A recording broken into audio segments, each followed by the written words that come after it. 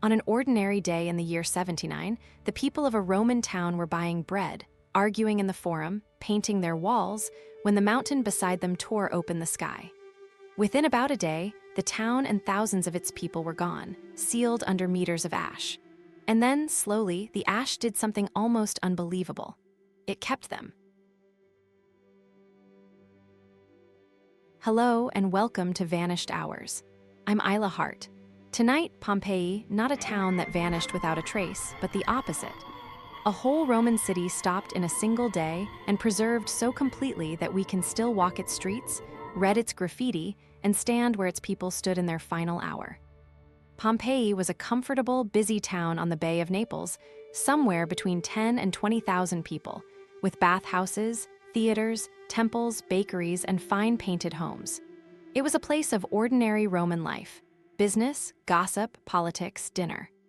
And it lay in the shadow of a mountain the Romans did not fear at all. To them, Vesuvius was just a green, fertile hill above the vineyards.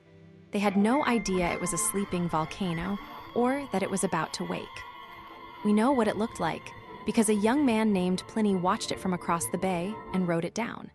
He described a vast cloud rising over the mountain, spreading at the top like the branches of a great pine tree. It is the first detailed eyewitness account of a major eruption we have, so much so that this kind of eruption now carries his name. His uncle, an admiral and a famous naturalist, sailed toward the disaster, partly to rescue people, partly because he could not look away. He never came back. He died on that shore, one of the first known victims of a volcano anyone wrote about. For hours, ash and light stone rained down on Pompeii.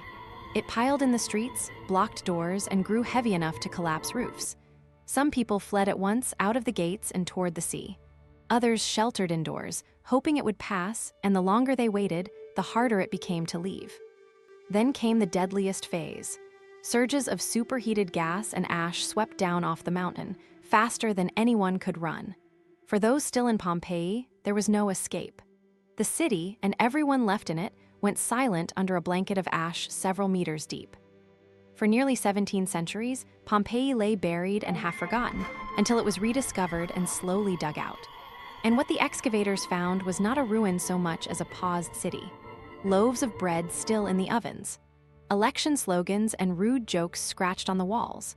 Bright frescoes, untouched by the sun for 1,000 years. And then there were the people. As the bodies decayed, they left hollow spaces in the hardened ash, in the exact shape of the person who had died there.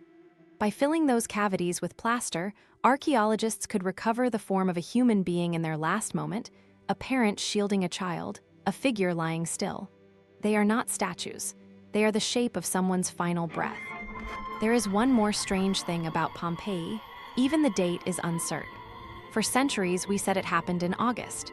But more recent clues, like autumn fruit and a charcoal scrawl on a wall, suggest it may have been later in the year, in the cooler months.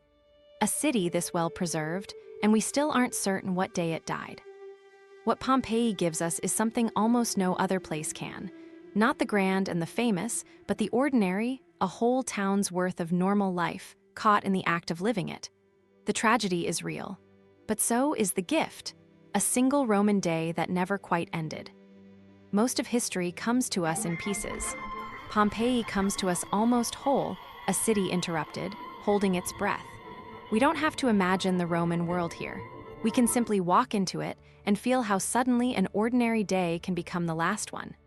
The mountain is still there, so is the town, and so, in a way, are the people who never left. Thank you for spending this time with me. History never really leaves us, it just waits to be remembered. I'm Isla Hart, and I'll see you in the next one.